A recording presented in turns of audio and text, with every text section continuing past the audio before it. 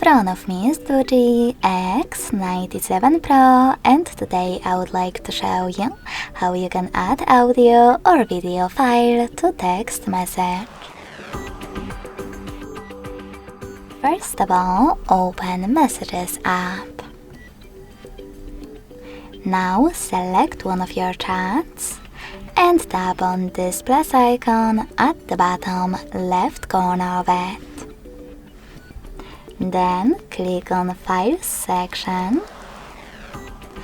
and over here you can select one of your files right away, click on one of those apps, or select Audio and Videos filters at the top.